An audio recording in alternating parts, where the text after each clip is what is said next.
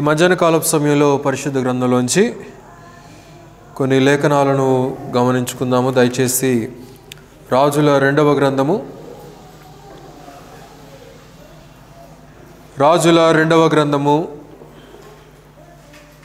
7వ అధ్యాయము మొదటి వచనం నుండి చదువుతున్నాను. దయచేసి గమనించండి. రాజుల రెండవ గ్రంథము 7వ అధ్యాయము మొదటి వచనం నుంచి. అప్పుడు ఎలీషా రాజుతో ఇట్లనెను, యెహోవా మాట ఆలకించుము. యెహోవా సెలవిచ్చున్నదేమనగా, రేపు ఈ వేళకు షోమ్రోను ద్వారమందు రూపాయి 1 ఒక మానిక సన్నని పిండియు, రూపాయి 1 2 మానికల యవలును అమ్మబడును. ప్రభు ఈ కొద్ది వాక్య భాగాన్ని దీవించినట్టుగా చిన్న ప్రార్థన చేసుకుందాం. మమ్మల్ని మిక్కిలిగా రక్షించినటువంటి మా ప్రియ రక్షక, మా యేసయ్య, ఈ యొక్క ఉదయకాలపు సమయంలోనైనా ఇంతవరకు ఆరాధన కార్యక్రమం అంతలో కూడా మీరే సర్వమహిమ ఘనత పొంది ఉన్నారని నమ్ముచున్నామయ్యా. అలాగనే మా ప్రభువా, ఈ సమయంలోనైనా వాక్యోపదేశంలోనికి ప్రవేశించుంటుగా చదవబడినటువంటి లేఖన భాగంలో ఉండేటువంటి సత్యాలను గ్రహించేటువంటి నేర్పును మాకు దయచేయండి నాయన. ప్రతి మాట కూడా నాయన పరిశుద్ధాత్ముని యొక్క శక్తి ద్వారా మా అందరి ఆత్మలకు, హృదయాలకు, మా జీవన నాడికి ఏవి అవసరమో వాటిని మేము వినుటకు మీ యొక్క శక్తిని దయచేయమని ప్రార్థన చేయుచుంటాం నాయన. నిలువబడిన నేను మట్టివాడును మీ యొక్క సిలువ చాటును మరుగుపరచండి. అలాగనే యూట్యూబ్ ద్వారా కూడా నాయన అనేక ప్రాంతాల నుండి అనేక మంది బిడ్డలు మా యొక్క సంఘ కార్యక్రమాలను, ఇట్టి బలమైనటువంటి సత్యాలను నాయన వినుచూ ఉంటుండగా వారు కూడా నాయన వారి యొక్క జీవితాలను మీలో బలమైనటువంటి స్థానంగా వారు నిలబడుటకు, కట్టబడుటకు మీ యొక్క సహాయం అనుగ్రహించి మీరే మహిమ పొందుదురండి. యేసుక్రీస్తు వారి అతి శ్రేష్టమైనటువంటి నామములో స్తుతించి వేడుకొనుచున్నాము తండ్రి, ఆమేన్. ప్రభునందు ప్రియులారా, ఈ యొక్క మధ్యాహ్న కాలపు సమయంలో పరిశుద్ధాత్ముడు ఒక ప్రత్యేకమైనటువంటి వాక్యాన్ని మన ఎదుటకు తీసుకొని వస్తున్నాడు. రేపు ఈ వేళకు అనేటువంటి మాటను ఇక్కడ ప్రవక్త అయినటువంటి ఎలీషా తెలియచేస్తూ ఉంటున్నాడు.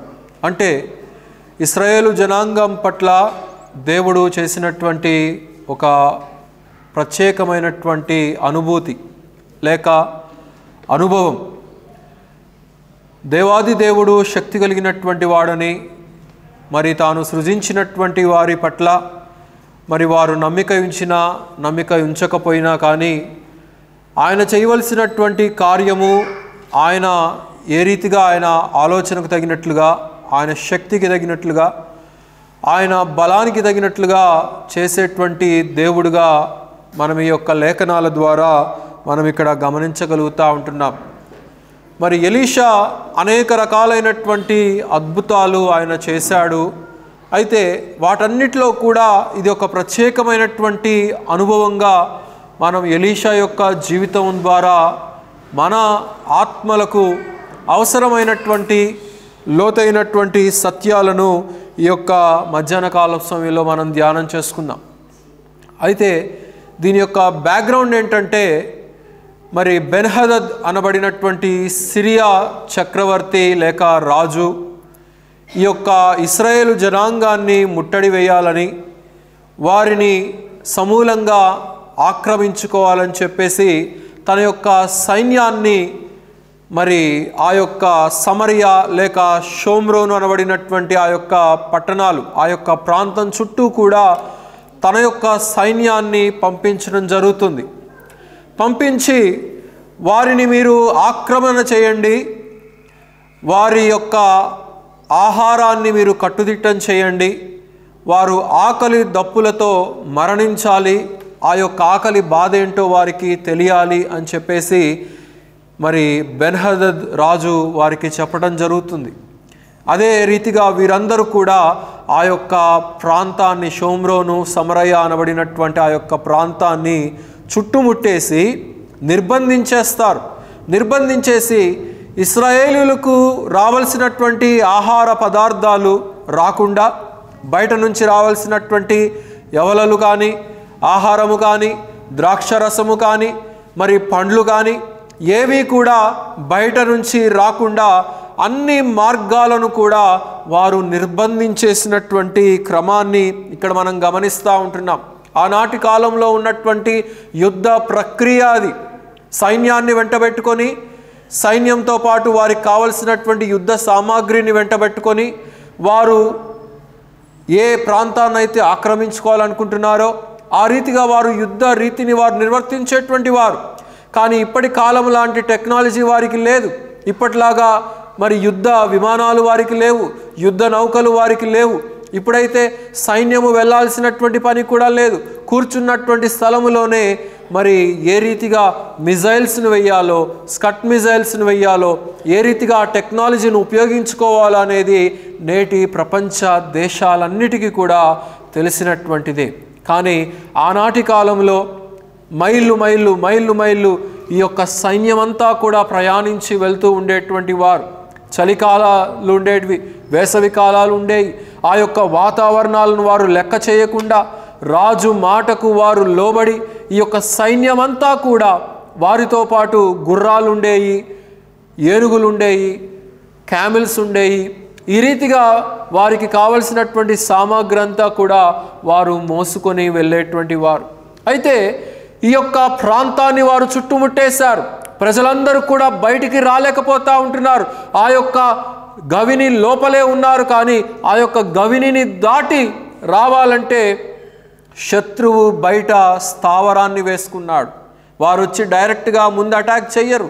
ముందుగా ఆ చుట్టుప్రక్కల ప్రాంతాలని ఆక్రమించి అక్కడే గుడారాలు వేసుకొని అక్కడే వారు కొన్ని రోజుల పాటు ఆ యొక్క ప్రాంతాలలో ఉన్నటువంటి ప్రజలకు భయాందోళన పుట్టించాలని, వారిని ముందు ఆహారం లేకుండా బలహీనులుగా చేయాలని చెప్పేసి వారు ప్రయత్నిస్తూ ఉంటారు. ఎందుకంటే వారు బలంగా ఉన్నప్పుడు గనక వీరు అటాక్ చేస్తే వారు వీరిని అధిగమిస్తారేమో అని చెప్పేసి అది యుద్ధ ప్రక్రియ, యుద్ధ టెక్నిక్. అది వారు ముందు బలహీనపడాలి. ఆహారం లేక, నీరు లేక మరి సమూలంగా వారు బలహీనమైనటువంటి క్షణంలో వారిని ఆక్రమించుకోవటం చాలా సులువుగా ఉంటుందనేది వారికి ఉన్నటువంటి యుద్ధ నైపుణ్యత. అయితే మరి ఆ యొక్క దేశమంతా కూడా క్షామము పుట్టింది. ఆహారము లేదు, నీరు సరిగ్గా లేదు, పండ్లు లేవు, ద్రాక్షారసము లేదు. ఎక్కడ నుంచి కూడా ఎలాంటి ఆహార సముదాయము అనేది లేక ప్రజలందరూ కూడా ఆకలి దప్పులతో అల్లాడుతున్నటువంటి పరిస్థితిగా మనం చూడవచ్చు. ప్రియులారా, ఎంతగా దిగజారిపోయారు అనంటే ఈ యొక్క డాంకీ యొక్క తల ఉంటుంది కదా, గాడిద యొక్క తలను కూడా నరికి ఆ యొక్క తలను ఒక మాంసము క్రింద అమ్మివేసేటువంటి రీతి, 80 రూపాయలకు ఆ యొక్క గాడిద తలను అమ్ముకునేటువంటి రీతి. ఇంకా క్షీణమైనటువంటి దశ ఏంటంటే పావురాన్ని తినటం కాదు, పావురము వేసేటువంటి రెట్ట ఉంటుంది కదా, దాన్ని కొన్ని కిలోల చొప్పున ఆ రెట్టనైనా సరే దాన్ని కొనుక్కొని తినాలి అనేటువంటి పరిస్థితి. ఇంకా ఘోరమైనటువంటి స్థితి ఏంటంటే వారి యొక్క కడుపున పుట్టినటువంటి బిడ్డలనే ఈ రోజున నా బిడ్డను వండుకుందాము, రేపు నీ బిడ్డను ఆహారంగా మనం వండుకుందాము అనేటువంటి కఠినమైనటువంటి such a devastation situation they have faced. అలాంటి భయంకరమైనటువంటి పరిస్థితులలో ఆ యొక్క ప్రాంతము మరి వచ్చినట్లుగా మనం ఇక్కడ గమనించగలుగుతూ ఉంటున్నాం. సాతానుడు ఆ రీతిగా తెచ్చాడు. సాతానుడు బెన్హదదు ద్వారా ఆ యొక్క దేవుని ప్రజలుగా ఉన్నటువంటి వారి మీద శ్రమ రావాలని, చిక్కు రావాలని, వారిని క్షీణతలోనికి తీసుకొని వెళ్ళాలని, క్షామము ఆ ప్రాంతము మీద మరి విపరీతంగా రావాలని చెప్పేసి సాతానుడు వాడు వేసినటువంటి పన్నాగం.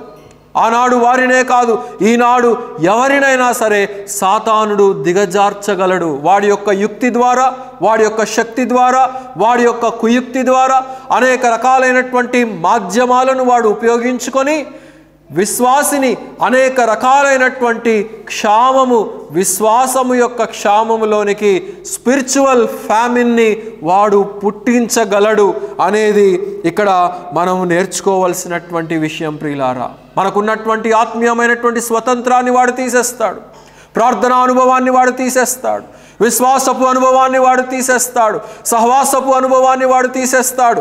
అనేక రకాలుగా మనము దేవునిలో బలముగా ఉండకుండానట్లుగా వాడు మన చుట్టూ కూడా వాడి యొక్క వలయాన్ని ఉపయోగించి మనము దేవుని నుండి బలహీనమైనటువంటి స్థితిలోనికి దిగజారిపోయేటువంటి మరి అనుభూతిని వాడు ఎవరికైనా కానీ వాడు రప్పించగలడు అనేది మనం ఇక్కడ గమనించవచ్చు ప్రియులారా. అలాగైతే అక్కడ ఉన్నటువంటి పరిస్థితులన్నీ కూడా చాలా అణగారిపోయాయి. ఎక్కడా కూడా ఏ ఆశ లేదు, ఎక్కడా కూడా వారికి రావాల్సినటువంటి మరి ఒక ఆశ కానీ ఒక కోరిక కానీ, మాకు ఇక్కడ వెళ్తే మాకు మాకు ఆహారం దొరుకుతుందని కానీ, మాకు మంచి జరుగుతుందని కానీ, అక్కడ ఉన్నటువంటి ప్రజలలో ఈవెన్ రాజు సహితము ఏమీ చేయలేనటువంటి పరిస్థితులలో వారు అక్కడ ఉంటున్నట్లుగా మనం చూస్తూ ఉంటున్నాం. సాతానుడు ఆ రీతిగా తెస్తాడు. పరిశుద్ధాత్ముడు ఈ మధ్యాహ్న కాలపు సమయంలో మనతో మాట్లాడుతూ ఉంటున్నాడు ప్రియులారా. సహజంగా ఇలాంటి విషయాలు నేను చెప్పను. నేనేదో డైలీ పాఠంలాగా టీచర్స్ కనుక క్యాలెండర్ కనుక వేసుకున్నట్లుగా ఈ వారం ఈ అంశం, ఈ వారం ఈ అంశం అని వేసుకునేటువంటి తత్వం నాకు లేదు. పరిశుద్ధాత్ముడు ఏది చెప్పమంటే అది చెప్పేటువంటి అలవాటు నాకున్నది. పరిశుద్ధాత్ముడు సంఘానికి ఏది అవసరమో, వ్యక్తులకు ఏది అవసరమో, లోపల ఉన్నవారైనా వెలుపల ఉన్నవారైనా బహిరంగంగా వినేటువంటి వారైనా ఎవరైనా సరే పరిశుద్ధాత్మ యొక్క స్వరానికి లోబడవలసినటువంటి అనుభూతిని మనం నేర్చుకోవాలి ప్రియులారా. అలాగైతే ఇక్కడ మనం చూస్తూ ఉంటున్నాము, మనం దేవునికి లోబడవలసినటువంటి వారమైంటున్నాం. ఇక్కడ అంటున్నాడు, ఎలీషా అంటున్నాడు, యెహోవా మాటను ఆలకించుము అని చెప్పి ఇక్కడ తెలియచేస్తూ ఉంటున్నాడు. గనక ఏది పడితే అది చెప్పేటువంటి సంఘము కాదు ఇది. ఏది పడితే అది మాట్లాడేటువంటి వాక్యాలు ఇక్కడ ఉండవు.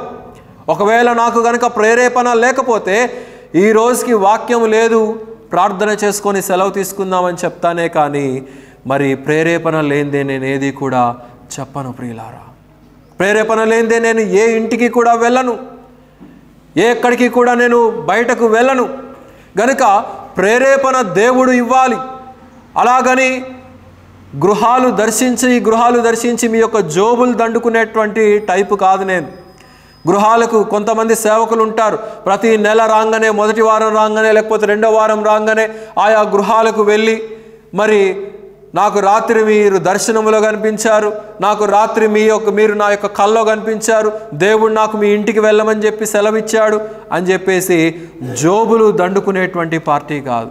అందుకే నేను సహజంగా ఎవరి ఇళ్లను కూడా నేను దర్శించను. ఎందుకంటే విశ్వాసులుగా మీరు దేవుని దగ్గరికి రావాలి. అంతేకాని నేను మీ యొక్క ఇళ్లకు వచ్చి మీరు కోరుకుంటే వస్తాను, మీరు ప్రార్థన చేయటానికి రండి అని చెప్పి పిలిస్తే ఖచ్చితంగా నేను వస్తాను. అది ఎలాంటి సమయంలో పిలిచినా కానీ నేను వస్తాను. కానీ బయట అన్యాయంగా దోచుకునేటువంటి సామాగ్రి ఇక్కడ లేదు ప్రియులారా. అయితే ఇక్కడ సాతానుడు వీరిని ఏ స్థితిలోనికి తెచ్చాడంట? ఆహారము లేనటువంటి స్థితిలోనికి తెచ్చేశాడు. ఆత్మీయమైనటువంటి ఆహారము మనకు పుష్కలంగా ఉన్నదా? ఆత్మీయమైనటువంటి వాక్యం అనబడినటువంటి ఆహారము మన ఆత్మలకు కావలసినటువంటి రీతిగా మనము అందుకోగలుగుతుంటున్నామా? ఇశ్రాయేలీయులు గనుక క్షామములోనికి ఏ రీతిగా అయితే నడిపించబడ్డారో సాతానుడు కూడా నేడు వాక్యము పుష్టిగా దొరకకుండా, వాక్యము సమృద్ధిగా ప్రకటించబడకుండా వాడు ఉపయోగించవలసినటువంటి దారులన్నీ కూడా వాడు ఉపయోగిస్తూ వాక్యము మానవుని యొక్క చెవిన పడకుండా, హృదయానికి గోచరము కాకుండా వాడి యొక్క మానవుని యొక్క ఆత్మలను అంధకారమైనటువంటి స్థితిలోనికి సాతానుడు నడిపించేటువంటి కాలంలో మనం ఉంటున్నాం ప్రియులారా. వాడు చుట్టూ ఒక వలయాన్ని ఏర్పాటు చేస్తూ ఉంటున్నాడు. సువార్త ప్రబలమవ్వకుండా వాడు అరికట్టి వేసేటువంటి కాలంలో మనం ఇక్కడ ఉంటున్నట్లుగా మనం చూస్తూ ఉంటున్నాం. అలాగైతే దేవుని యొక్క ప్రత్యక్షతను మనం చూడాలి అనంటే, దేవుని యొక్క సహవాసమును మనం కలిగి ఉండాలి అనంటే మనము మన విశ్వాసం అనబడినటువంటి అనుభవంలో ఒక బలమైనటువంటి సాతానుడి వలయమును సహితము దాటుకొని వెళ్ళగలిగినటువంటి అనుభవంలో మనము ఉండాలి అనేది ఈ మధ్యాహ్న కాలపు సమయంలో మనం ఇక్కడ నేర్చుకోగలుగుతూ ఉంటున్నాం. అలాగైతే ఆయనను వెంబడించుటలో మనకు ఒక మంచి అనుభూతిని మనం కలిగి ఉండాలి. ఎలాగబడితే అలా వెంబడించటము కాదు. యేసు ప్రభు వారిని కూడా చాలామంది వెంబడించారు. ఆయన ఈ లోకంలో జీవిస్తున్నటువంటి కాలంలో 3.5 సంవత్సరాలు ఆయన యొక్క సేవా కాలంలో కూడా సుమారుగా 70 మంది ఆయనను వెంబడించినటువంటి వారిగా మనం చూస్తూ ఉంటున్నాం. కానీ యేసు ప్రభు వారు అన్నారు, మీరందరూ దేని కొరకు నన్ను వెంబడిస్తున్నారో నాకు తెలియదా అని చెప్పి అంటాడు. కపెర్నహూములో ఆయన ఒక సందర్భాన్ని మాట్లాడతాడు. దయచేసి తిరిపి చదవండి. యోహాను సువార్త 6వ అధ్యాయము 27వ వచనం. యోహాను సువార్త 6వ అధ్యాయము 27వ వచనం.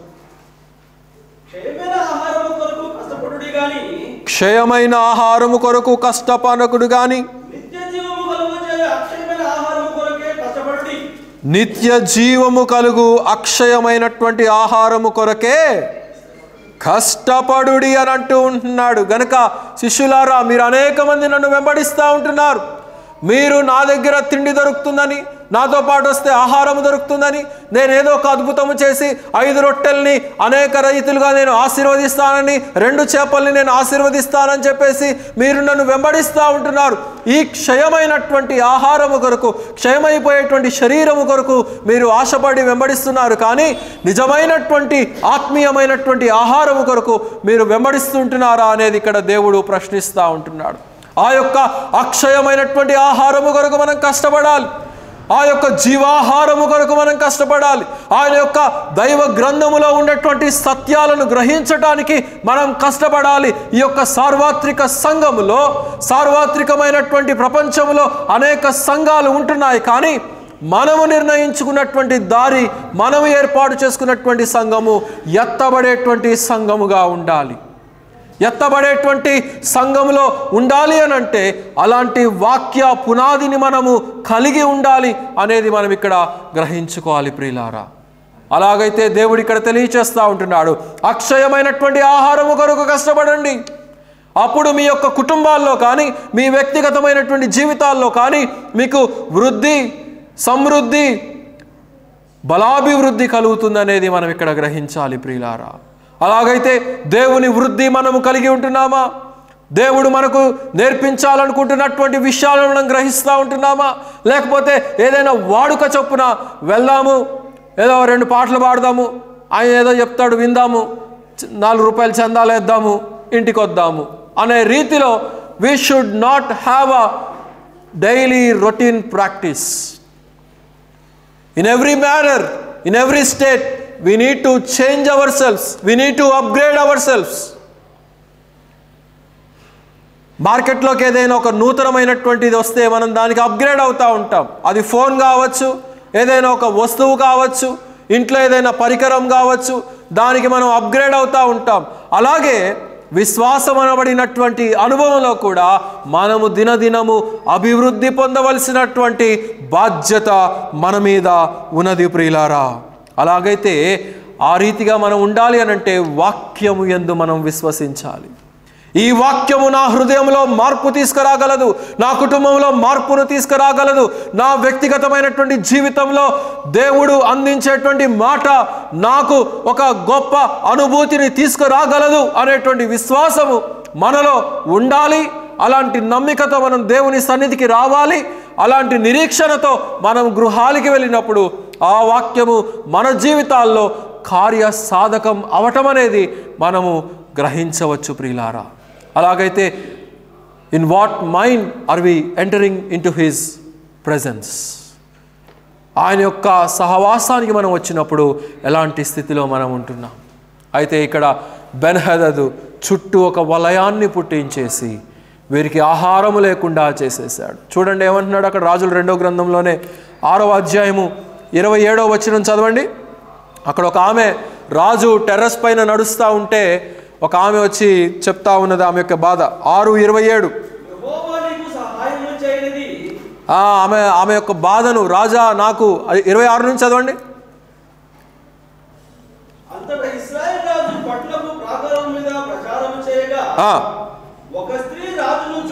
ఒక స్త్రీ రాజును చూచి రాజువైన నా ఏలినవాడా సహాయము చేయుమని కేకలు వేయుట విని. చూడండి రాజుగారు ఏం సమాధానం చెప్తున్నారో. యెహోవా నీకు సహాయము చేయనిదే నేనేం చేయగలనమ్మా? దేవాది దేవుడే నాకు సహాయం చేయట్లేదు. ఆయన మనకు సహాయం చేయిందే. రాజుగా మీ మీద పరిపాలకుడుగా ఉన్నటువంటి నేను మాత్రం ఏమి చేయగలను?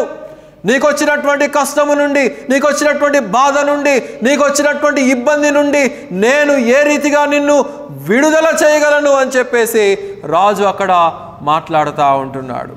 అయినా సరే నీ కష్టం ఏంటో చెప్పు, ఒకవేళ నేను చేయగలిగింది అయితే నేను చేస్తాను అని చెప్పేసి రాజుగారు అక్కడ అడుగుతారు. అడిగితే ఆమె అంటది, అయ్యా ఆహారము లేక నేను నా ప్రక్కన ఉన్నటువంటి ఆమె ఒక ఒప్పందం చేసుకున్నాము. ఇదిగో ఈ రోజున నా బిడ్డను ఆహారము చేసుకొని మనం తిందాము, రేపటి దినాన నీ బిడ్డను ఆహారము చేసుకొని తిందామని చెప్పేసి ఆ రీతిగా పరస్పర ఒప్పందం జరిగింది. అలాగ మాట్లాడుకున్నట్టుగానే ఈరోజు నేను నా బిడ్డను చంపివేసి మేము ఆహారంగా చేసుకొని తిన్నాము. మరుసటి రోజున వచ్చేసరికి ఆమె బిడ్డను దాచిపెట్టేసింది, ఆహారముగా చేయలేదు అని చెప్పేసి ఆ మాటలు విన్నప్పుడు రాజు నిశ్చేష్టుడైపోయాడు. ఏం చేయాలో అర్థం కాక తన యొక్క రాజ్యము, తన రాజ్యంలో ఉన్నటువంటి ప్రజలు ఎంత భయంకరమైనటువంటి స్థితిలోనికి దిగజారిపోయారో రాజు ఆ మాటలు వినేసరికి పిచ్చోడైపోయి తన బట్టలు చింపేసుకొని రాజ్యం యొక్క పరిస్థితి ఎంతగా దిగజారిపోయిందో తన యొక్క మనస్సులో తన ఆలోచన చేసుకుంటూ అలా వెళ్ళిపోవటం ప్రారంభించాడు. ఆమెకు జవాబు కూడా ఇయ్యలేదు. బట్టలు చింపుకున్నప్పుడు తన లోపల ఒక సాక్ క్లాత్ అనేది అక్కడ ఉన్నది. చదవండి దాని తెలుగులో ఏమంటారు సాక్ క్లాత్ని. 30వ వచనం. రాజు ఆ స్త్రీ మాటలు విని తన వస్త్రములు చింపుకొని ఇంకా ప్రాకారముల మీద నడిచిపోచుండగా జనులు అతనిని తేరి చూచినప్పుడు లోపల అతని ఒంటి మీద గోనెపట్ట కనబడెను. గోనెపట్ట తగ్గింపునకు సాదృశ్యముగా కనబడతా ఉన్నది. మాకు సహాయం చేయగలిగినటువంటి వాడికి ఎవరూ లేరు. రాజుగా ఉన్నటువంటి నా రాజ్య వస్త్రాలు కూడా పనికి రావట్లేదు. ఇదిగో నా యొక్క తగ్గింపును నీ ఎదుట నేను కనబరుస్తున్నాను అనేటువంటి సంకేతాన్ని ఆ యొక్క గోనెపట్ట సాదృశ్యంగా మనం అక్కడ గమనించగలుగుతూ ఉంటున్నాం. రాజుకు ఏం చేయాలో అర్థం కానటువంటి పరిస్థితి. Such a cannibal situation. మానవుడు అంతటి క్రూరమైనటువంటి దిగజారిపోయినటువంటి తత్వము కనబడతా ఉన్నది. సహజంగా సృష్టిలో క్రొకడైల్స్ అనుకుంటా, మరి అది ఎంతవరకు కరెక్ట్ నాకు తెలియదు, ఎవరికైనా తెలిస్తే నన్ను కరెక్ట్ చేయండి. క్రొకడైల్స్ వాటికి ఆహారం దొరకనప్పుడు వాటి యొక్క పిల్లల్ని అవి తినేస్తాయంట. వాటికి చుట్టుపక్కల ఎక్కడ ఆహారం దొరకకపోతే అలా పాకుతూ ఉన్నటువంటి చిన్న క్రొకడైల్స్ ఉంటాయి కదా, వాటినే అవి తినివేస్తూ ఉంటాయి. Such a cruelty. అంతటి భయంకరమైనటువంటి మానవుడు తన విఘ్నతను సహితము కోల్పోయి కడుపున పుట్టినటువంటి తన కన్న కుమారుణ్ణో కన్న కుమార్తెనో వారు వండుకొని తినేటువంటి అంటే స్వార్థము పెరిగిపోయింది. ఈరోజు నేను బ్రతికితే చాలు, నా బిడ్డలు ఉంటే ఏంటి, నా బిడ్డలు లేకపోతే ఏంటి, నేను బ్రతకాలి, నేను బాగుండాలి, నేను బలంగా ఉండాలి, చుట్టుపక్కల పరిస్థితులు ఎలాగున్నా నాకు పర్వాలేదు, కానీ నా బిడ్డలు చనిపోయినా కానీ నాకు పర్లేదు అనేటువంటి అనుభూతిలోనికి ఇశ్రాయేలు జనాంగము దిగజారిపోయింది అనంటే సాతానుడు వారి యొక్క మెంటాలిటీని ఎలాగా దిగజార్చేశాడో మనం గమనించాలి. వారిని క్రూరమైనటువంటి స్వభావానికి, క్యానబల్ స్వభావానికి వారిని దిగజార్చి వేశాడు. Satan can hold anybody at any time. యవనస్తుల్ని వాడు పట్టుకోగలడు, మధ్య వయస్కుల్ని వాడు పట్టుకోగలడు, వృద్ధాప్యంలో ఉన్నటువంటి వారిని వాడు పట్టుకోగలడు. అది ఎవరైనా సరే, సంఘ పెద్దలైనా సరే, సేవకులైనా సరే, బిషప్లైనా సరే, పోపులైనా సరే, రెవరెండ్లైనా సరే, కానీ సాతానుడు వాడు చేయాలనుకున్నటువంటి పనిని చేయటానికి వాడు ఎంత ఎక్స్ట్రీమ్కైనా వాడు వెళ్ళగలడు అనేటువంటి సత్యాన్ని ఇక్కడ మనము నేర్చుకోగలుగుతూ ఉంటున్నాం ప్రియులారా. అలాగైతే వాడికి మనం అవకాశం ఇవ్వకూడదు. వాడి నుండి దూరముగా మనం పారిపోవలసినటువంటి వారమై ఉంటున్నాం. యాకోబు పత్రిక తిప్పండి, 4వ అధ్యాయము 7వ వచనం. యాకోబు పత్రిక 4వ అధ్యాయము 7వ వచనం. కాబట్టి దేవునికి లోబడి ఉండుడి, అపవాదిని ఎదురించుడి. దేవునికి లోబడాలి అంటున్నాడు, అపవాదిని ఎదిరించుడి. గనుక అపవాదిని మనం నిత్యము ఎదిరించే వారంగా మనం ఉండాలి. వాడి యొక్క ప్రణాళిక మన జీవితంలో ఎలాంటి పరిస్థితుల్లో కూడా, ఈవెన్ అ మైన్యూట్ పాయింట్, ఒక చిన్న తప్పిదంలో కూడా మనం వాడికి అవకాశం ఇవ్వనటువంటి వారంగా మనం ఉండాలి ప్రియులారా. కనుక అంటూ ఉంటున్నాడు, రెసిస్ట్ ద డెవిల్, సాతానుడుకు మీరు దూరముగా ఉండండి అని చెప్పి తెలియచేస్తూ ఉంటున్నాడు. అలాగైతే ఈ రాజు ఏం చెయ్యాలో అర్థం కాక, ఏదో ఒక సామెత ఉంటుంది కదా, అత్త మీద కోపం దుత్త మీద చూపించారంట. దుత్త అంటే కుండనా? కనుక అత్త మీద కోపం, అత్తను ఏం చేయాలో అర్థం కాక కుండను తీసి కింద పగలగొట్టిందంట. ఏమైంది? కుండ పగిలిపోయింది. ఈ రాజు కూడా ఏం చేయాలో అర్థం కాక చుట్టూ ఉన్నటువంటి పరిస్థితుల్ని ప్రవక్త మీద కోపం పెంచుకున్నాడు. దైవజనుడి మీద కోపం పెంచుకుంటున్నట్లుగా ఇక్కడ మనం చూడగలుగుతూ ఉంటున్నాం. He turned against the prophet Elisha. ఎలీషాకు తిరుగుబాటు చేస్తూ ఉంటున్నాడు. ఈ ఎలీషా, షాపాతు కుమారుడైనటువంటి ఎలీషా తల మీద తల ఉండకుండా నరికివేయండి, ఇతడు చేసినటువంటి దానికే నాకు యొక్క పరిస్థితి వచ్చిందని చెప్పేసి అంటా ఉంటున్నాడు. ఎలీషా ఏమైనా చేశాడా అండి? పట్టణాన్ని క్యాప్చర్ చేసింది ఎవరు? బెన్హదద్. వారు ఆ స్థితికి రావడానికి కారణము సిరియన్ ఆర్మీ, సైనికులు, ఆ అవతల ఉన్నటువంటి రాజు. మరి దానికి ఎలీషా ఏం చేశాడు అంటే తేరగ్గా ఇంకెవ్వరు కనపడరు. దైవ సేవకులు, దైవజనులు మాత్రమే చాలా తేరగ్గా కనపడతా ఉంటారు. ఏదో ఒక మాట ఈజీగా అనేయచ్చులే, ఏదోటి ఏదన్నా కానీ పడుంటారులే అని చెప్పేసి ఈ యొక్క రాజు కూడా ఏం చేస్తున్నాడు చూడండి. 31వ వచనం చదవండి, 6:31. అయితే ఎలీషా తన ఇంట కూర్చొని ఉండగా, ఎక్కడున్నాడంట? తన ఇంటిలో ఉన్నాడు. కనుక దైవజనులకు కూడా ఇల్లులు ఉండొచ్చు, సొంత ఇల్లులు. చాలామంది ఏమనుకుంటారంటే మేమే వృద్ధిలో ఉండాలి, విశ్వాసులంగా మేమే బలంగా ఉండాలి, దైవజనులు అనబడినటువంటి వారు మాకంటే తక్కువలో ఉండాలి, ఎందుకంటే అప్పుడే మా మాట వాళ్ళు వింటారు, మాకు అణిగి మణిగి ఉంటారని చెప్పేసి అనుకుంటా ఉంటారు. వాళ్ళు కనుక వృద్ధిలోనికి వస్తే, ఇక్కడ కాదులేండి, బయట సంఘాలు, బయట దేశాల సంగతి చెప్తా అంటున్నాను. గనుక వాళ్ళు కనుక వృద్ధిలోనికి వస్తే మా మాట వినకుండా వాళ్ళు చేయి దాటిపోతారేమో అని చెప్పేసి అనుకుంటా ఉంటారు. చదవండి. తన ఇంట్లో సంఘ పెద్దలతో కూర్చొని ఉన్నాడు. రాజు ఒక మనిషిని పంపెను.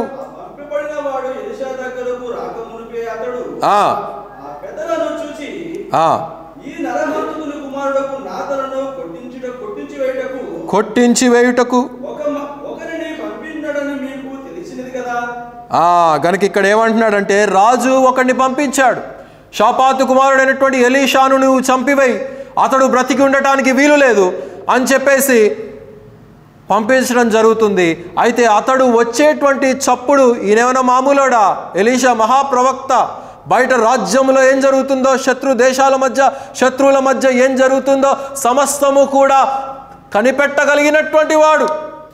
అసలు ఈ రాజుకే కనుక బుద్ధి ఉంటే అంతకు మునుపు ఒక సందర్భంలో ఇదే సిరియన్ సోల్జర్స్ ఇతని మీద తిరుగుబాటు చేయడానికి వచ్చినప్పుడు, అదిగో పలాని స్థలంలో ఆ మార్గము గుండా శత్రువులు వస్తూ ఉంటున్నారు మన రాజ్యములోనికి, నీవు అక్కడ ఒక సైన్యాన్ని నిలవబెట్టు, వారిని పట్టుకోవచ్చు అని చెప్పేసి వారిని పట్టుకొని వారికి అంధత్వం కలుగు చేసి వారికి నిర్బంధించి రాజు సముఖానికి తీసుకొని వచ్చి, ఇదిగో వీరిని చంపివేయవద్దు అని చెప్పేసి వారిని బ్రతకనివ్వు, వారిని తిరిగి బెన్హదద్ దగ్గరికి పంపించు అని చెప్పేసి అలాంటి నీతి కలిగినటువంటి ఆలోచన చేసినటువంటి ఎలీషాను ఈ రాజు ఇప్పుడు ఏం చేయాలనుకుంటున్నాడు? చంపివేయాలనుకుంటున్నాడు.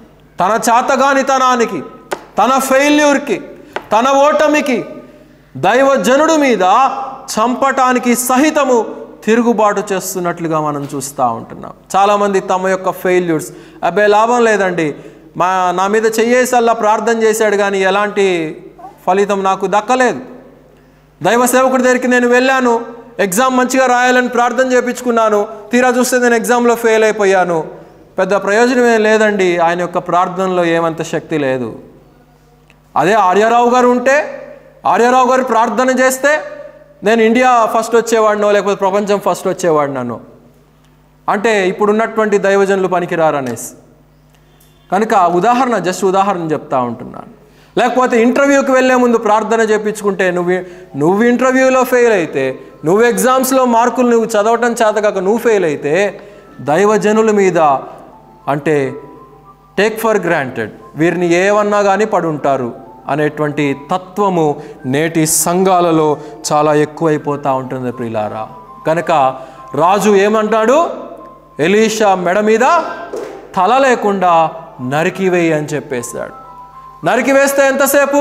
ఖడ్గం ఉంటుంది, ఖడ్గం తీసి నరికివేస్తే చాలా సులభంగా నరికేయచ్చు, వెంటనే చచ్చిపోతాడు, అయిపోతుంది. కానీ అనేక మంది తమ యొక్క మాటల చేత నరికివేస్తూ ఉంటున్నారు, చంపివేస్తూ ఉంటున్నారు. వారి యొక్క నాలుక కింద విషము ఉన్నది అని చెప్పేసి దైవ గ్రంథంలో రాయబడి ఉన్నది. ఆ నాలుక క్రింద ఉన్నటువంటి విషము చేత దినదినము మాటికి అనేక రకాలైనటువంటి మాటలను దైవజనులను అనుట ద్వారా వారు అనుదినము చంపివేసేటువంటి క్రమము చూస్తూ ఉంటున్నాం. బయట అనేక సంఘాలలో ఆ రీతిగా ఉన్నది. గనుక ఎలీషా అంటూ ఉంటున్నాడు, నా మీద నన్ను చంపటానికి అదిగో ఒక వ్యక్తి వస్తూ ఉంటున్నాడు, అతనిని కనిపెట్టండి అని చెప్పేసి అక్కడ ఉన్నటువంటి వారితో తెలియచేస్తున్నట్లుగా మనం అక్కడ గమనించగలుగుతూ ఉంటున్నాం. గనుక ఏనాడు కూడా దేవుడు నియమించినటువంటి వారిని, పరిశుద్ధాత్ముని యొక్క స్థానములో వారు ఉండి మాట్లాడేటువంటి వారిని ఎలాంటి మాట అనకుండా ఉండటానికి మనము ప్రయత్నించే వారముగా మనం ఉండాలి. చాలా తేలిగ్గా, we should not take them very cheap. అంటే కొంతమంది అలా అలవాటు చేశారు. కొంతమంది సేవకులు, తప్పుడు సేవకులు కొంతమంది ఉన్నారు. తప్పుడనే అంటారు నా దృష్టిలో అయితే. ఎందుకంటే వీరు ఒక సంచి పట్టుకొని అదేదో జోలి పట్టుకొని అడుక్కుంటున్నట్లుగా ప్రతి ఇంటికి వెళ్ళి అని చెప్పేసి ఆ రీతిగా క్రమాన్ని ఏర్పాటు చేసేసి దాన్నేదో ఒక టెండెన్సీగా చేసేసి మరి తమ యొక్క స్థానాన్ని దిగజార్చుకునేటువంటి తత్వాన్ని నేడు మనం గమనించగలుగుతూ ఉంటున్నాం. సేవకుడు మా ఇంటికి వస్తేనే నేను వస్తాను, సేవకుడు మా ఇంటికి రాకపోతే నేను రాను. రాకపోతే నీకే నష్టం, నాకేం నష్టం లేదు. కనుక తిరుగుబాటు చేసినంత మాత్రాన ఎలాంటి ప్రయోజనము లేదనేది మనం గమనించాలి. ఈ మాట నేను వాక్యంలోనే మీకు చూపిస్తాను. లూకా సువార్త 10వ అధ్యాయం 7వ వచనం. లూకా సువార్త 10వ అధ్యాయము 7వ వచనం.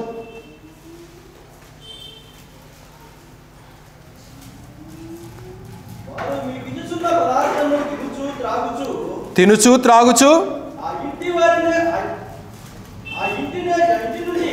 ఆ ఇంటిని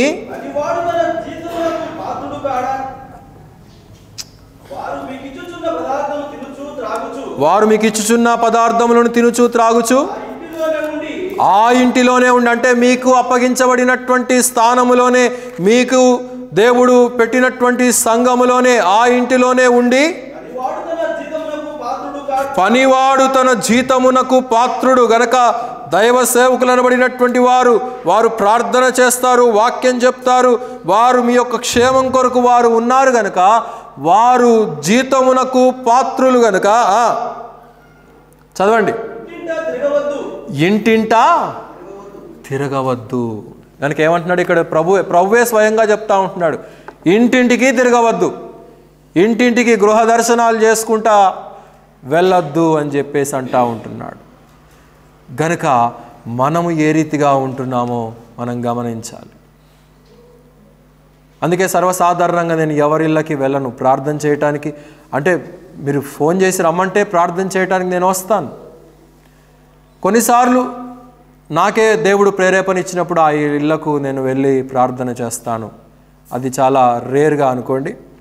అయితే ఇక్కడ మనం చూస్తూ ఉంటున్నాము, ఎలీషా మెడ మీద తలను కొట్టివేయమని చెప్తే ఎలీషా అంటా ఉంటున్నాడు, అదిగో అతడు వస్తున్నాడు, మీరు వాడిని ఏం చేయొద్దు, వాడిని పట్టుకోండి, వాడిని కొట్టండి, వాడిని హింసించండి అని చెప్పి ఎవరికి చెప్పలేదు ఎలీషా. ఎలీషా ఏం చెప్పాడంటే అక్కడ 32వ వచనంలో, ఆ తలుపులు వేసేయండి, వాడిని బయటికి తోసేయండి, వాడు ఇక్కడికి రాడు అని చెప్పేసి ఎలీషా మాట్లాడుతున్నటువంటి క్రమాన్ని ఇక్కడ మనం గమనిస్తూ ఉంటున్నాం ప్రియులారా. అలాగైతే ఎలీషా తనకు తిరుగుబాటు, తనను చంపాలని చెప్పి వచ్చినటువంటి వ్యక్తిని సహితము క్షమించి వేసినటువంటి తత్వాన్ని అక్కడ మనం చూస్తూ ఉంటున్నాం. చదవండి 32వ వచనం.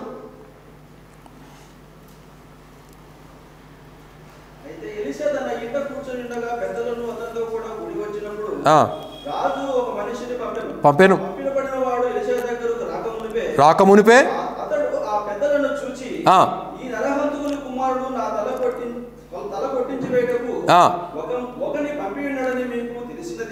ఒకడిని పంపి ఉన్నాడని మీకు తెలుసు కదా, కనుక ఒకడు వస్తున్నాడు, అదిగో నాకు వాడి చెప్పుల చప్పుడు వినిపిస్తుంది అంటున్నాడా. కనిపెట్టి ఉండి ఆ దూత రాగా వాడు లోపలికి రాకుండా వెలుపలికి త్రోసివేసి తలుపులను మూసి ఉండి వాడి యొక్క యజమానుని యొక్క కాళ్ళ చప్పుడు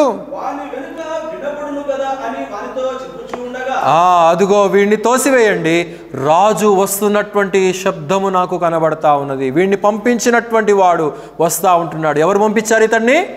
రాజు పంపించాడు.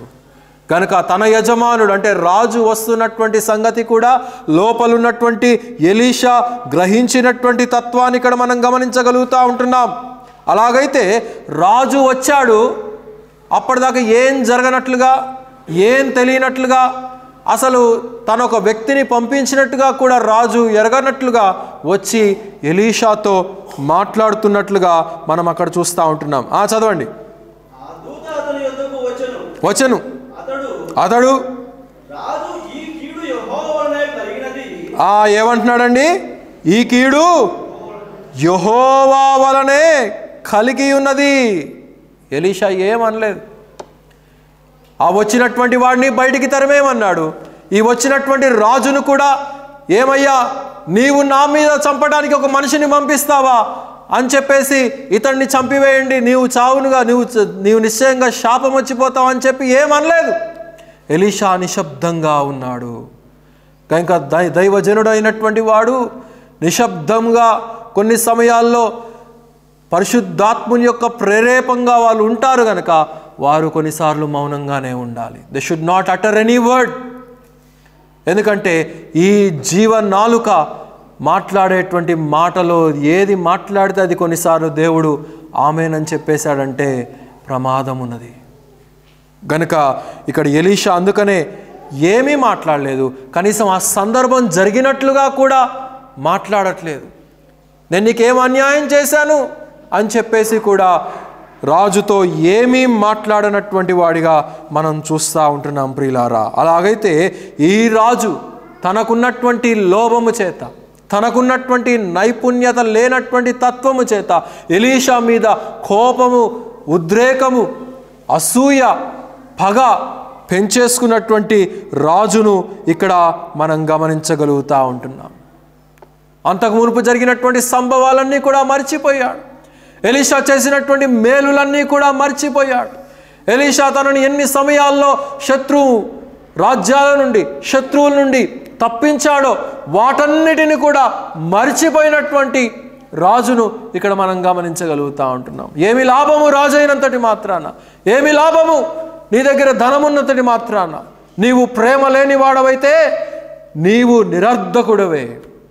ప్రేమ లేని క్షామము, ప్రేమ లేకపోవటం అనేది ఒక క్షామం. It is a famine. కనుక విశ్వాసి ప్రేమను అనుకరించవలసినటువంటి వాడై ఉంటున్నాడు. కనుక 33వ వచనంలో ఏమంటున్నాడండి?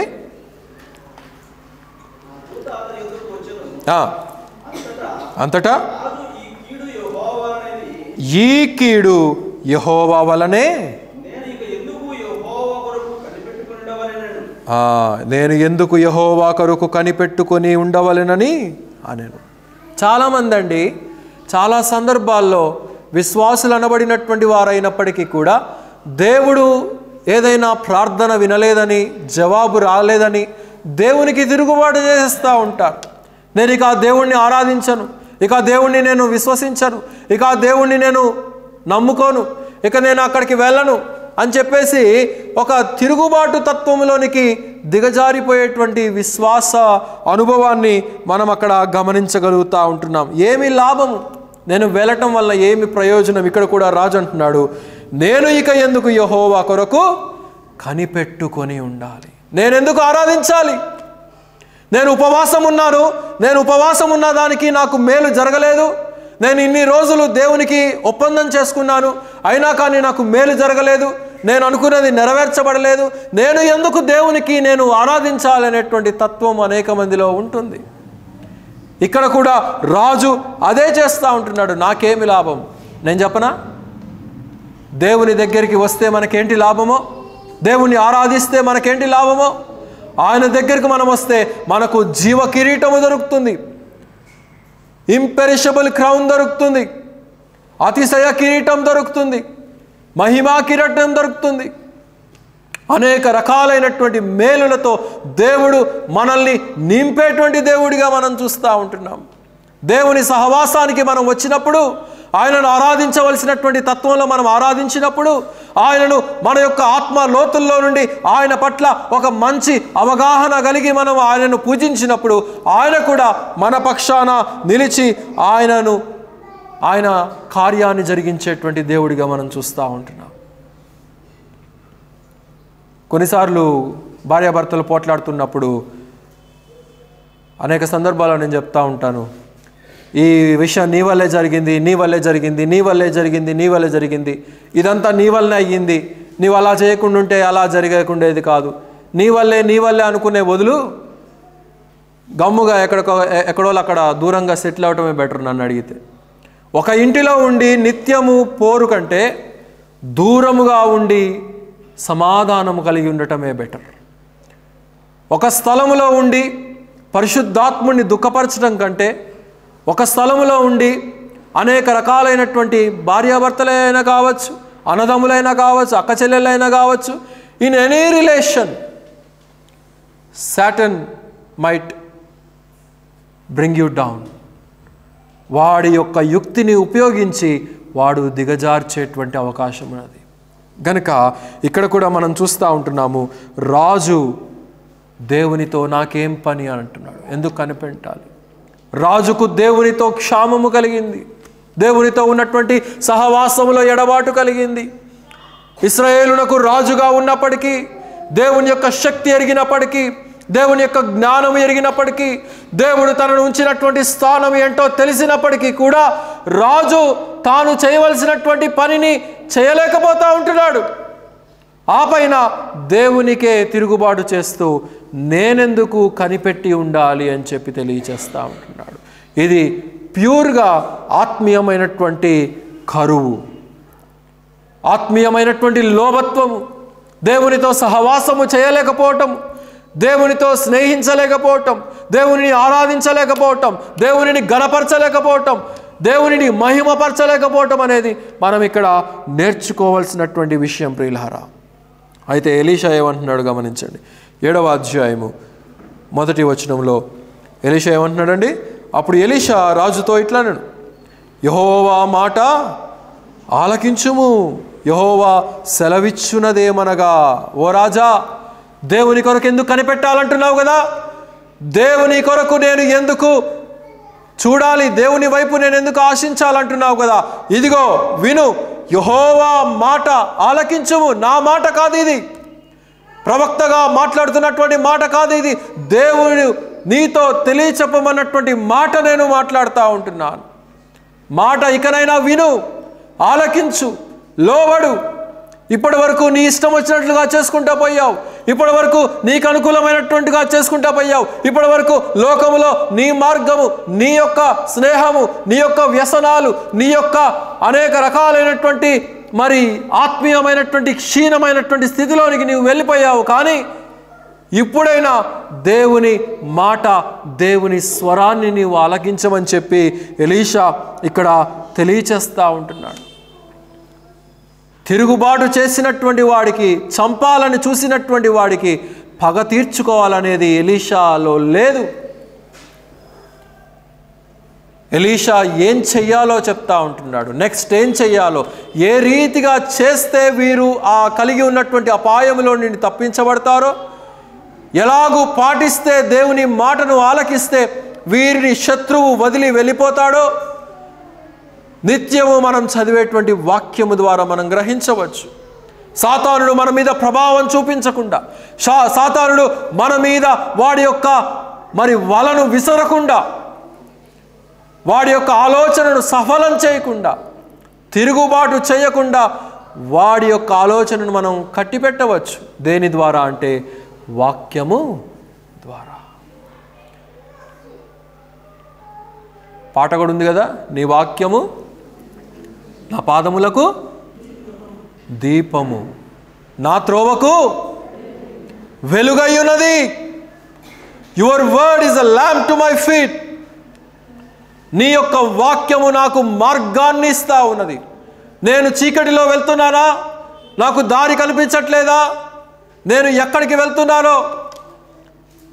నేను ఉత్తరప్రదేశ్ వెళ్ళినప్పుడు చుట్టూ కూడా మొత్తం అడవి మార్గాలే, భయంకరమైనటువంటి మంచు. సహజంగా మనకు తెలిసినటువంటి మంచు రాత్రి 12 తర్వాత లేకపోతే తెల్లవారుజాములో మొదలవుతూ ఉంటుంది. అక్కడ అసలు ముందున్నటువంటి వాహనం కూడా కనపడనంతగా సాయంత్రం 4 గంటలకి 5 గంటలకే భయంకరమైనటువంటి మంచు. కనుక ముందున్నటువంటి మార్గము కూడా కనబడనటువంటి స్థితిలో దేవుని మీద మనం ఆధారపడాలి. కొంచెం నాకు నైట్ విజన్ కొంచెం తక్కువగా ఉండి నాతో పాటు ఇంకొక అబ్బాయి వచ్చాడు. ఆ అబ్బాయికి ఇచ్చాను, అన్న నాకు బాగా కనపడుతుంది, నేను డ్రైవ్ చేస్తాను అన్నాడు. సరేరా తీసుకో అన్నాను. నేను వాడి పక్కన కూర్చొని, నేను ఆ దారిని చూడలేదు కానీ నేను కళ్ళు మూసుకొని దేవునికి ప్రార్థన చేస్తూ ఉంటున్నాను. ఈ మార్గాన్ని మాకు సులువు చేయను ఆయన, మార్గము మాకు కనిపించట్లేదు, మంచు కమ్మేసింది, మాకు ముందు ఉన్నటువంటి రోడ్డు కనిపించట్లేదు. అలాగున we need to pray in every second, in every manner. దేవునికి మనం ప్రతి క్షణం ఆ రీతిగా, ప్రభువా నా జీవితాన్ని నడిపించుకునేటువంటి మార్గము నాకు చూపించు, నేను ఏ మార్గంలో వెళ్ళాలో శత్రువు నన్ను డిరైల్ చేయకుండా, శత్రువు నన్ను వెనక్కి లాక్కుండా, శత్రువు నేను వెళ్ళేటువంటి మార్గానికి వాడు అడ్డుగా ఉండకుండా నీ వాక్యము చేత నన్ను నడిపించు నాయన అని చెప్పి ఎప్పుడైనా ప్రార్థన చేశామా? ప్రార్థన చేస్తే మంచిదే. ఈ నూతన దినాన్ని నాకు దయచేసావు, ఈ నూతన రోజును నాకు దయచేసావు. ఈ రోజున నీ వాక్యాన్ని నా మనసులో ఉంచుకొని, నా హృదయంలో ఉంచుకొని, ఆ వాక్య ప్రకారమైనటువంటి జీవితాన్ని నేను కలిగి ప్రతి అడుగు ప్రతి క్షణము ఈ రోజంతట్లో కూడా నేను ఎక్కడికి వెళ్ళినా, ఆఫీస్కి వెళ్ళినా, ఫ్రెండ్స్ దగ్గరికి వెళ్ళినా, ఫ్రెండ్స్ దగ్గరికి వెళ్ళటం నేను తప్పనట్లా, ఫ్రెండ్స్ దగ్గరికి వెళ్ళండి, ఫ్రెండ్స్తో సహవాసం చేయండి, ఫ్రెండ్స్తో తిరగండి, తప్పులేదు. కానీ వాళ్ళు కలిగి ఉన్నటువంటి స్థితిలోనికి మీరు దిగజారవద్దు. ముఖ్యంగా యవన బిడ్డలకు నేను చెప్పేది అదే, వాడు ఉన్నటువంటి తత్వంలోనికి మీరు దిగజారవద్దు, వాడు ఉన్నటువంటి మత ఆచారంలోనికి నీవు పాలు పొందవద్దు. వాడు నిన్ను రారాబై ఏంది అక్కడ ఉంటావు అని చెప్పేసి అంటే నీవు వెళ్ళకూడదు. You need to have a uniqueness. నీకు అంటూ ఒక ప్రత్యేకమైనటువంటి అనుభూతి నీకు ఉండాలి. దేవుని బిడ్డగా, రక్షించబడినటువంటి వానిగా దేవుడు నిన్ను రక్షించింది ఎందుకంటే నీవు ఆయన సొత్తుగా, ఆయన బిడ్డగా జీవించాలని, ఆయనకు మహిమార్థమైనటువంటి జీవితాన్ని నీవు జీవించాలని. అంతేకాని లోకాన్ని అనుకరించి, లోకాన్ని పాటించి నీవు నీ యొక్క హృదయంలో నుండి what you are giving unto him, ఏమిస్తున్నావు? మహిమనిస్తున్నావా? అపకీర్తిని ప్రభువుకు తెస్తూ ఉంటున్నావా? You need to examine. అయితే ఇక్కడ ఏమంటున్నాడు ఎలీషా? చదవండి మొదటి వచ్చిన.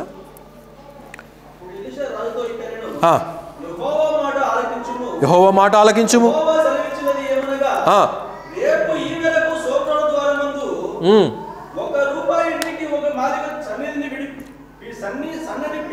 సన్నని పిండియు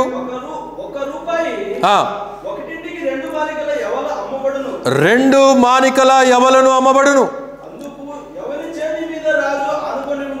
ఎవరి చేతి మీద రాజు ఆనుకొని నుండెనో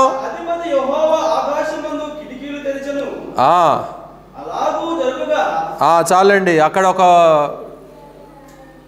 ఒక వేస్ట్ ఫెలో ఉన్నాడు రాజు పక్కన. వాడు అంటా ఉంటున్నాడు, ఇదిగో ప్రవక్త నీవు చెప్పినటువంటి మాట నెరవేర్చబడును గాక అని చెప్పి అనట్లేదు.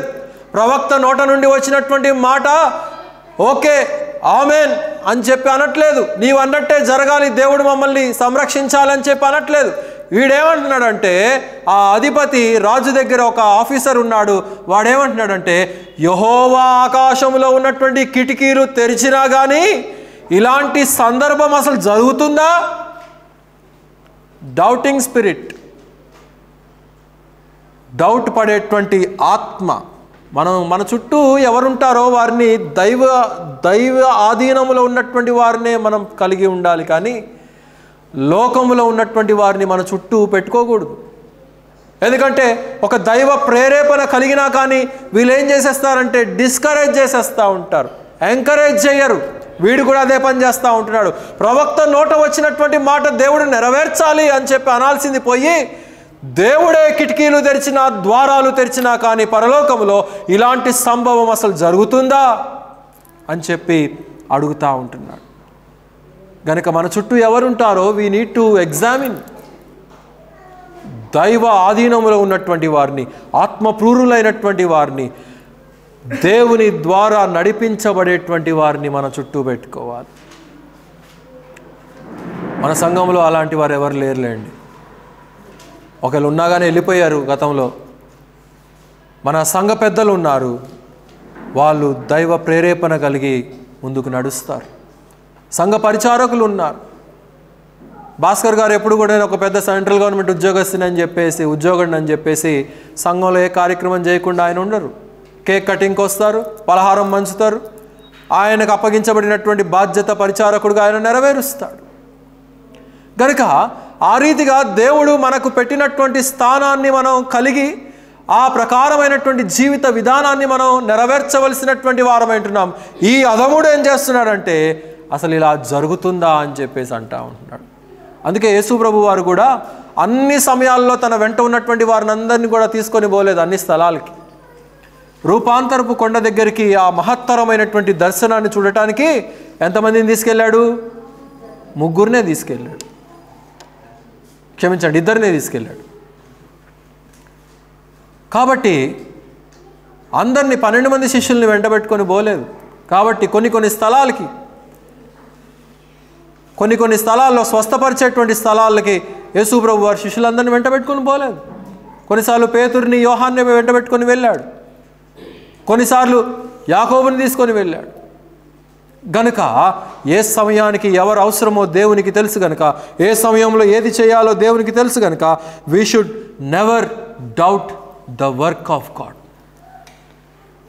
We should never doubt the miracle which God is going to do on us. మన పక్షాన చేయబోయేటువంటి అద్భుతాన్ని మనం ఎన్నడూ కూడా శంకించకూడదు. వీడు అదే పని చేస్తూ ఉంటున్నాడు. అయితే ప్రవక్త ఏమంటున్నాడు? చదవండి 3వ వచనం.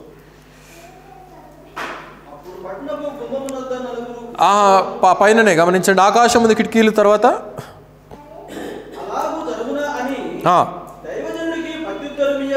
దైవజనుడికి ప్రత్యుత్తరమియగా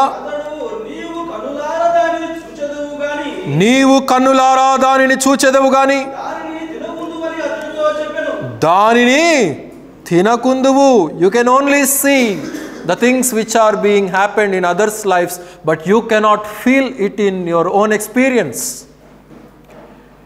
ఇతరుల జీవితాల్లో దేవుడు చేస్తున్నటువంటి అద్భుతాలని ఎంతసేపు డౌట్ పడతావు, ఎంతసేపు దేవుణ్ణి అనుమానిస్తావు, ఎంతసేపు దేవునికి తిరుగుబాటు చేస్తూనే ఉంటావు. ఇది సాధ్యమేనా? ఇలా జరుగుతుందా? ఇది అసలు అవుతుందా? నాకు ఉద్యోగం వస్తుందా? నాకు సీటు దక్కుతుందా? లేకపోతే దేవుడు నాకు ఆశీర్వాదాన్ని ఇస్తాడా అని చెప్పేసి ఎంతసేపు నువ్వు డౌట్ పడతా ఉంటే దేవుడు చెయ్యడు. దేవుడు తన యందు నమ్మిక ఉంచి వారికి సమస్తమును అనుగ్రహించగలిగినటువంటి నమ్మకము మనలో ఉండాలి, విశ్వాసం మనలో ఉండాలి, నిరీక్షణ మనలో ఉండాలి. అది ఎంత సమయమైనా కావచ్చు, ఎన్ని సంవత్సరాలైనా కావచ్చు. You need to wait upon him. Learn to wait. Wait చేయటం నీవు నేర్చుకో. అప్పుడు ఆత్మీయమైనటువంటి డిసిప్లిన్ అనేది నీకు దొరుకుతుంది.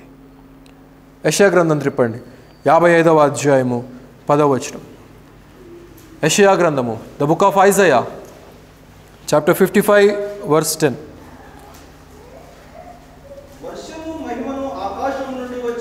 వర్షమును మహిమను ఆకాశము నుండి వచ్చి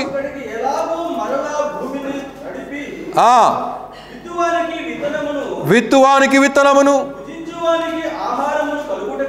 భుజించువానికి ఆహారమును కలుగుటకై చిగురించి వర్ధిల్లునట్లుగా. గనుక దేవుడే ఆశీర్వాదాన్ని దయచేసేటువంటి వాడు, దేవుడే మనకు కావలసినటువంటి విషయాలను అనుగ్రహించేటువంటి వాడు. అలాగే 65వ అధ్యాయం త్రిప్పండి, యెషయా గ్రంథంలోనే 65 మొదటి నుంచి చదవండి.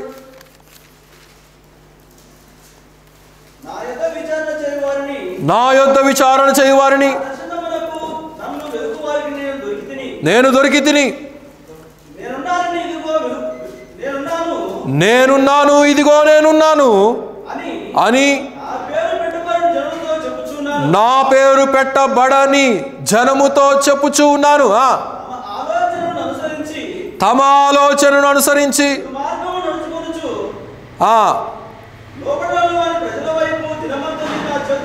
లోబడనొల్లని ప్రజల వైపు దినమంతయు కూడా నా చేతులను చాపుచూ ఉంటున్నాను. కనుక చెడుతనమును విడిచిపెట్టండి అనేది దేవుడు ఇక్కడ తెలియచేస్తూ ఉంటున్నాడు. నేను ఉన్నాను, I am here, no need to fear. కనుక దేవుడు తెలియచేస్తూ ఉంటున్నాడు, నేనున్నాను. కనుక నీవెందుకు వెళ్ళకూడనటువంటి మార్గంలో వెళ్తున్నావు? నీవెందుకు వెళ్ళకూడనటువంటి ప్లేస్కి నీవు వెళ్తున్నావు? నేను ఉన్నాననేటువంటి నమ్మిక నీవు కలిగి ఉండి నా మీద ఆధారపడి జీవించడం అనేది కనుక నీకు తెలిసినట్లయితే, గొప్ప అద్భుతాలు నేను చేస్తాను కదా, నా యొద్ద నీవు విచారణ చెయ్యాలి కదా అనేది ఇక్కడ తెలియచేస్తూ ఉంటున్నాడు. అలాగైతే ఈ రోజున ఆయన సన్నిధికి వచ్చినటువంటి మనం, ప్రతి ఆదివారం ఆయన సహవాసంలో కూడేటువంటి మనం, with what kind of expectation or with what kind of anticipation are we entering into his presence? ఆయన సహవాసంలోనికి ఏ రీతిగా మనం వస్తున్నాం, ఎలాంటి మనసుతో మనం వస్తున్నాం, ఎలాంటి ఆలోచనతో మనం వస్తున్నాం అనేది మనము వివేచించవలసినటువంటి వారం ఏంటున్నాం. చాలా పెద్ద ప్రసంగం, ఎప్పుడు దాకా పరిశుద్ధాత్ముడు నడిపిస్తాడో తెలియదు. కానీ గనుక ఇక్కడ చెప్తా ఉంటున్నాడు, మీరు నా యొద్ద విచారణ చెయ్యాలి. ఆయన దగ్గర విచారణ చేశామా? ఆయనను అడిగామా? రాత్రి ప్రార్థనలో ఒక అంశాన్ని చెప్పాను. అన్యాయస్తుడైనటువంటి న్యాయాధిపతి దగ్గరికి ఒక విధవరాలు వెళ్ళి ఎన్నిసార్లు అడిగిందంట తనకు న్యాయం తీర్చమని? మాటి మాటికి అడిగిందంట. ఎలా అడిగింది? గోజాడిందంట. ఆయన వినట్లేదు, దేవునికి భయపడడు, మనుషులకి భయపడడు. అన్యాయస్తుడైనటువంటి న్యాయాధిపతి అయినప్పటికీ కూడా అదిగో ఈమె మాటి మాటికి నా దగ్గరికి వచ్చి గోజాడుతుంది కనుక, ప్రాధేయపడుతుంది కనుక ఒక్కసారి ఆమెకున్నటువంటి శ్రమేంటో నేను విని తీరుస్తే అయిపోలా, ఆమె న్యాయ పోరాటానికి నేను న్యాయం చేస్తే అయిపోలా అని చెప్పేసి అనుకున్నాడు. అలాగైతే ప్రభు అక్కడ మాట్లాడుతూ, అన్యుడైనటువంటి న్యాయాధిపతే అంతగా అనుకుంటే మిమ్మల్ని రక్షించినటువంటి వాడును నేను, మీరు నా దగ్గరికి వచ్చినప్పుడు నేను మిమ్మల్ని విస్మరిస్తానా? మిమ్మల్ని విడనాడుతానా? మీకు నేను మేలు చేయకుండా ఉంటానా? మీరు అడిగినటువంటి దానికి నేను జవాబు ఇవ్వకుండా నేను ఉంటానా? మీరు జీవము కలిగినటువంటి దేవుణ్ణి ఆరాధిస్తూ ఉంటున్నారు. మీ కొరకు నేను నా యొక్క ప్రాణాన్ని పెట్టాను, మీ కొరకు నా యొక్క రక్తాన్ని నేను చిందించాను, మీ కొరకు నేను పడవలసినటువంటి శ్రమలన్నీ కూడా పడి మరణించి తిరిగి లేచినటువంటి సజీవుడైనటువంటి దేవుణ్ణి కనుక అక్కడ అంటూ ఉంటున్నాడు కదా యెషయా గ్రంథంలో కూడా,